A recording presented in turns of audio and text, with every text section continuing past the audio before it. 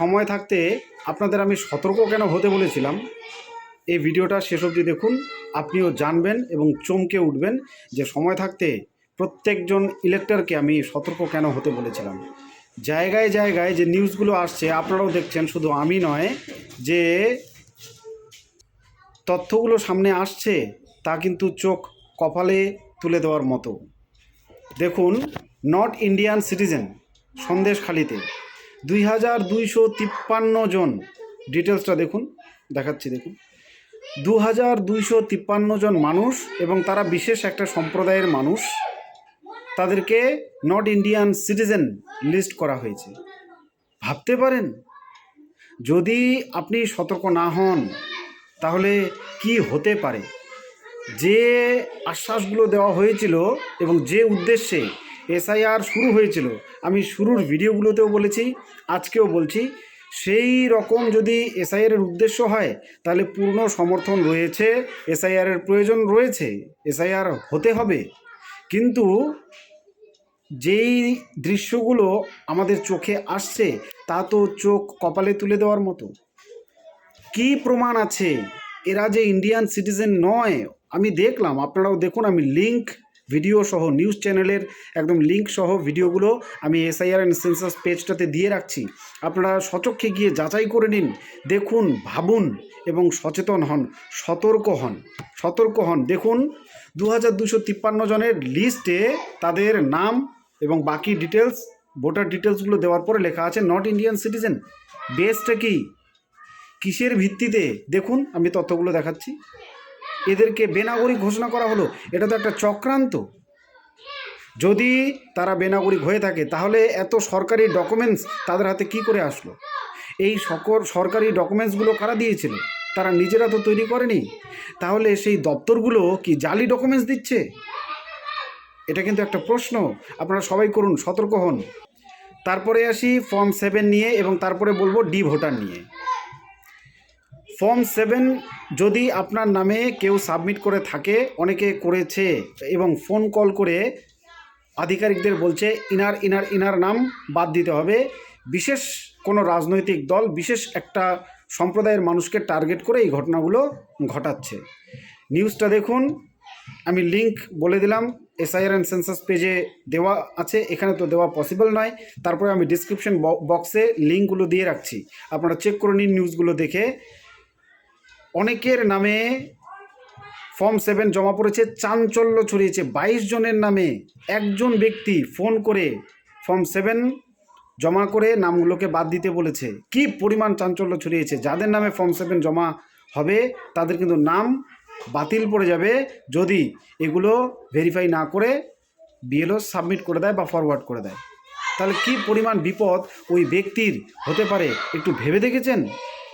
তথ্যটা দেখে নিন, নিউজটা দেখে নিন, এবং চ্যানেলের লিঙ্কটাতে ক্লিক করে সম্পূর্ণ নিউজটা দেখে নিন। এখানে তো আর নিউজটা পরিবেশন করা সম্ভব নয়, কিন্তু যা দেখাচ্ছি তা কিন্তু ভয়ানক।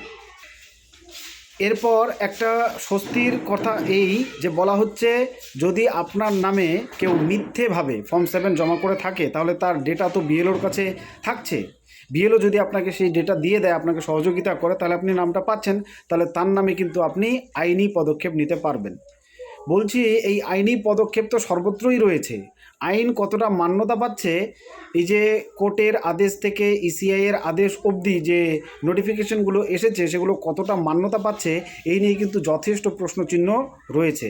যেমন এই নিয়ে একটা কথা না বললেই নয়, এখন অনেক দিন তীব্র অসন্তোষের পরে বর্তমানে মানুষগুলোকে রিসিপ্ট বা অ্যাকনোলেজমেন্ট দেওয়া হচ্ছে, কিন্তু যে পূর্ণ গাইডলাইনটা ছিল, আমার কাছ থেকে যদি লজিক্যাল ডিসক্রিপেন্সির হিয়ারিংয়ের নোটিশ আমি পেয়ে থাকি, হিয়ারিংয়ে উপস্থিত হয়ে আমি কি কি ডকুমেন্ট সাবমিট করলাম তার যে তালিকা লিখে আমাকে সিল সই করে দেবে বা অ্যাকনোলেজমেন্ট লিখে দেবে, সেটা কই দেওয়া হচ্ছে? মানে আমি বার্থ প্রুফ হিসেবে কী দিলাম, আইডেন্টিটি প্রুফ হিসেবে কী দিলাম, কয়টা টোটাল ডকুমেন্টস দিলাম, সেগুলো লিখে সিল, সিগনেচার বা অ্যাকনোলেজমেন্টটাতে এগুলো উল্লেখ করে তারপরে আমাকে দেওয়া হবে। এটাই তো আদেশ ছিল, এটাই তো গাইডলাইন ছিল, বা এটাই তো হওয়া উচিত, কিন্তু এগুলো তো হচ্ছে না। তাহলে এর ফলও তো কী হতে পারে? ফলও তো, যদি এরপরে আমার নাম কাটা পড়ে, তারপরে ওনারা যদি বলে যে আমি কোনো ভ্যালিড ডকুমেন্টস দেখাতে পারিনি, তারপরে আমি কিভাবে প্রমাণ করব যে আমি ভ্যালিড ডকুমেন্টস নিয়ে গিয়েছিলাম, বা যে 12টা ডকুমেন্টের তালিকা ইসিআই দিয়েছে তার মধ্যে একটা আমি সাবমিট করেছিলাম, কিভাবে প্রমাণ করব? অতএব এই জায়গাটাতেও আপনাদের সতর্ক হওয়ার অত্যন্ত প্রয়োজন আছে। আপনারা পারলে কী কী ডকুমেন্টস দিচ্ছেন তার তালিকা তৈরি করে নিয়ে যান। এই কারণে আমি আগের ভিডিওটাতে এক্সাম্পল হিসেবে দেখিয়েছিলাম একজন ভাই কী কী ডকুমেন্টস দিয়েছে সেটা উল্লেখ করেছে, আপনারা সেভাবে উল্লেখ করে নিন। 1, 2, 3 এভাবে সিরিয়াল দিয়ে ডকুমেন্টসগুলো লিস্ট করুন এবং সেইখানে আপনি যে আধিকারিক আছে ওনাকে সিগনেচার করতে বলুন বা রিসিভড করতে বলুন। তাহলে প্রমাণ হবে যে এই ডকুমেন্টসগুলো দেখে উনি কিন্তু এই ডকুমেন্টসগুলো রিসিভ করে নিয়েছেন, তার প্রমাণ আমি দিতে পারবো এর পরবর্তীতে যদি প্রয়োজন পড়ে। এই জায়গাটায় ভীষণভাবে সতর্ক থাকতে হবে। এবার চলে আসি ডি ভোটার। ডি ভোটার নিয়ে যে ভয়ঙ্কর তথ্যটা, যে ভয়ঙ্কর নিউজটা, আমি স্ক্রিনশটটা দেখাচ্ছি। দেখুন আমার এখানে কমেন্ট বক্সে এসে ভাই কমেন্ট করেছে, কি দুশ্চিন্তার ব্যাপার বলুন তো। দেখুন, পড়ে দেখুন কি বলেছে, দেখছেন? ডি ভোটার লিখে দিচ্ছে বা সিল মেরে দিচ্ছে। ডি ভোটার মানে কি? ডি ভোটার মানে কি? খুব ভয়ানক ব্যাপার, অত্যন্ত বিপদ হতে পারে। ডি ভোটার মানে ডিলিট হতে পারে, ডি ভোটার মানে ডাউটফুল ভোটার হতে পারে। আর কি হতে পারে আপনাদের জানা থাকলে অতি অবশ্যই জানাবেন, কিন্তু আমি বাকি কথাগুলো বলছি না, বলা যায় না, গাইডলাইনের জন্য রেস্ট্রিকশনস চলে আসে। এ কারণে আপনারা কিন্তু বুঝে নিন, এই ডি কিন্তু ভয়ানক হতে পারে আপনাদের ক্ষেত্রে। স্ক্রিনে আমি আবার দেখাচ্ছি, দেখে নিন এবং ভালো করে পড়ে নিন। এবং তারপরে যে ডিসক্রিপশন বক্সটা আছে সেখানে এবং এসআইআর অ্যান্ড সেন্সাস পেজটাতে আমি এই নিউজটার যে ডি ভোটার করেছে কতগুলো মানুষকে, তার লিঙ্ক দিয়ে দিচ্ছি, আপনারা নিউজগুলো দেখে সতর্ক হন। এবার আলোচনা করছি, এই যে ডি ভোটার লিখে দিচ্ছে, তারপরে মানুষ ভাবছে যে আমাকে রিসিভ করে দিল, চলে যাচ্ছে, তারা বুঝতে পারছে না যে এই ষড়যন্ত্র না অন্য কিছু। কেন? এইটা নিয়ে আজকে বিশেষত কথা বলতে আসলাম। এটা হচ্ছে অশিক্ষার কারণে। আমি নিউজ চ্যানেলটা ভালো করে দেখলাম, নিউজটা, তারপর যা বুঝলাম, যারা অশিক্ষিত মানুষ, পড়াশোনা শেখেনি, তাদের ডি ভোটার লিখে দিচ্ছে, তারা তো কিছু জানে না, তারা সেই রিসিভ কপিটা নিয়ে চলে যাচ্ছে। পরবর্তীতে কী হবে আপনি জানেন? ভাগ্যিস সেখানে একজন শিক্ষিত লোক ছিল, উনি ধরে ফেলেছে যে ডি ভোটার কেন লিখলেন, তারপরে আধিকারিকরা জবাব দিতে পারছিলেন না, তারপরে সেখানে ঝগড়া লেগেছে, টোটাল 22 জনকে ডি সিল মেরে দিয়েছে। আপনি তো জানেনই না যে আপনার সার্টিফিকেট রিসিভ করে দিল না ডি ভোটার করে দিল। ডি ভোটার মানে ডাউটফুল ভোটার হতে পারে, ডিলিট সাইন হতে পারে। তাহলে আপনারা জানেন না, কারণ আপনারা পড়াশোনাকে গুরুত্ব দেননি। বিশেষত একটি সম্প্রদায়কে আমি টার্গেট করেই বলছি, আপনারা বুঝতে পারছেন, নাম আমি নিতে চাইছি না। আমার নিজের সম্প্রদায় পড়াশোনায় এতটা পিছিয়ে এবং পড়াশোনাকে এতটা গুরুত্বহীনভাবে দেখে, যার জন্য আজকে এই দিনগুলো দেখতে হচ্ছে। বেশি সমালোচনা করতে চাই না, শুধু অনুরোধ করতে চাই হাত জোর করে আপনাদের সকলকে, পড়াশোনাকে গুরুত্ব দিন। আপনাদের দিন যেভাবে যাওয়ার চলে গেল, আপনাদের বাচ্চা কাচ্চাদের ভবিষ্যতের দিকে তাকিয়ে ওনাদের পড়াশোনা শেখান। অভাব অনটন প্রত্যেকের ফ্যামিলিতেই থাকে, গরিব মানুষদের, তার মধ্যে থেকেও পড়াশোনাটা শিখতে হবে। অন্ততপক্ষে জীবন পরিচালনার মতো যতটুকু বিদ্যা দরকার সেটুকু অর্জন করতেই হবে। তার জন্যে যদি আপনাকে একবেলা আধোপেটা বা না খেয়ে থাকতে হয়, তাহলে সেটা থাকুন, সন্তানদের শিক্ষা দিন। মুসলিম ভাই বোনেদের বলছি, স্থানীয় রাজবংশী ভাই বোনেদের বলছি এবং আদিবাসী সম্প্রদায়ের ভাই বোনেদের বলছি, বিশেষত আপনারা, আমি তাদেরই একজন, ভীষণভাবে শিক্ষা দীক্ষায় পিছিয়ে, যার জন্য এই দিনগুলো আমাদেরকে দেখতে হচ্ছে। ভয়ানক দিন দেখতে হবে, ভয়ানক, যদি আপনারা শিক্ষাকে গুরুত্ব না দেন। যেদিন দেখছেন এই যে এসআইআর হচ্ছে, এই এসআইআরের একটা দিক তো আমি অত্যন্ত ভালো প্রশংসা করব, সেটা হচ্ছে মানুষকে ডকুমেন্টসের দিক দিয়ে সচেতন করতে পেরেছে।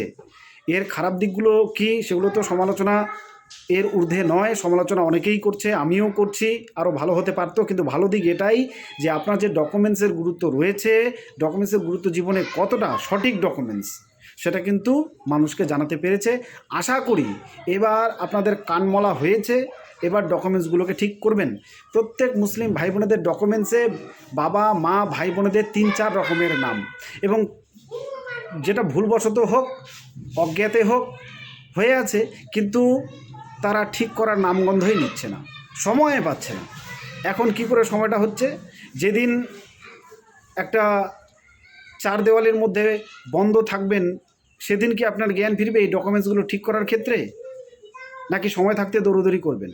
এই বিষয়ে একজন হাই স্কুলের হেডমাস্টার মশাইয়ের গল্প এবং তার অভিজ্ঞতাটা আমি তুলে ধরবো পরবর্তী ভিডিওতে, যদি আপনাদের জ্ঞানটা ফেরে সেই উদ্দেশ্যে। তারপরে আরও দু একটা কথা হচ্ছে, যারা এখনও হিয়ারিংয়ে উপস্থিত হননি, উপস্থিত হবেন, তারা অতি অবশ্যই একটা তালিকা বানিয়ে নিন কী কী ডকুমেন্টস আপনি শো করছেন। সেটা যদি না করেন তাহলে যিনি সাইন করছেন বা আপনাকে রিসিভ করে দিচ্ছেন ওনাকে বলুন কী কী ডকুমেন্টস জমা নিলেন সেটা যেন লিখে দেয়। এটা করতে হবে নিজের সেফটির জন্য। দ্বিতীয়ত হচ্ছে, অনেকে প্রশ্ন করছে যে লজিক্যাল ডিসক্রিপেন্সির যে পিডিএফ তালিকাটা পিসিএর আদেশের পরে টাঙানো হচ্ছে, তো সেখানে আমি হিয়ারিং করে আগেই এসেছি, আবার আমার নামটা এসেছে, তো আমাকে কি আবার হিয়ারিংয়ে যেতে হবে? বলছি না, যেতে হবে না। এই আদেশটা মান্যতা পাচ্ছে পরে, অর্থাৎ এই যে ডিসক্রিপেন্সির লিস্টটা এটা টাঙানো হচ্ছে পরে। অতএব এখানে যতগুলো লজিক্যাল ডিসক্রিপেন্সি এসেছে তার মধ্যে যাদের হিয়ারিং হয়ে গেছে তাদেরও, এবং যাদের হচ্ছে তাদেরও, যাদের হবে তাদেরও নাম থাকবে।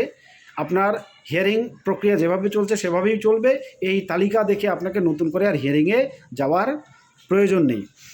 এবার আরেকটা আলোচনা, সেটা হচ্ছে নতুন করে 2002-এর তালিকায় যারা ডাক পাচ্ছেন তারা কেন পাচ্ছেন? এটা কিন্তু কথা ছিল না। যাদের সরাসরি, যারা সেলফ লিঙ্কড 2002 সালে ইলেকটোরাল রোলে যাদের নিজেদের নাম রয়েছে তাদের ডাক পাওয়ার কথা ছিল না, এটা হচ্ছে ঘোষণা ছিল, কিন্তু তারাও ডাক পাচ্ছে। তাদের জন্মের প্রমাণপত্র দেখতে চাইছে, এটাও কিন্তু অনুচিত কাজ। তারা নিজেরাই রয়েছে ভারতীয় নাগরিক হিসেবে। একজন ভারতীয় নাগরিকের জন্ম প্রমাণপত্র নাই থাকতে পারে, তাই বলে সে ভারতীয় নাগরিক নয়। এই যে রেল স্টেশন, বাস স্টেশন, আধো পাগল পথে ঘাটে ঘুরে বেড়াচ্ছে, যাদের মাথা খারাপ সেই সমস্ত মানুষদের সন্তান সন্ততি হচ্ছে, তাদের একটাও ডকুমেন্টস নেই। ইনাদের তবুও রেশন কার্ড, আধার কার্ড আছে অনেকের, ওনাদের কিচ্ছু নেই।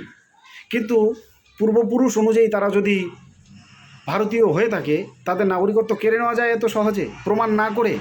শুনুন, হাইকোর্টের অনেকগুলো রায় রয়েছে যে সংস্থা অভিযোগ জানায়, এই অভিযোগটাকে প্রমাণ করার দায় তার উপরেই কিন্তু বর্তায়। কিন্তু এক্ষেত্রে যদিও ব্যাপারটা উল্টা হচ্ছে, আমার উপরে অভিযোগ করা হচ্ছে এবং তারপরে আমাকেই প্রমাণ করতে বলা হচ্ছে। আমি এই যে পরবর্তী ভিডিওটা নিয়ে আসব, সেটা একদম প্রমাণ দিয়ে হাইকোর্টের কী কী ক্ষেত্রে, সুপ্রিম কোর্টের কোন কোন ক্ষেত্রে কি কি রায় রয়েছে এবং সেই রায়গুলোর কোথায় কোথায় লঙ্ঘন হচ্ছে, সে সম্পূর্ণ তথ্যচিত্র আমার নয়, একজন লার্নড ব্যক্তি এগুলো খুব সুন্দর করে তুলে ধরেছেন।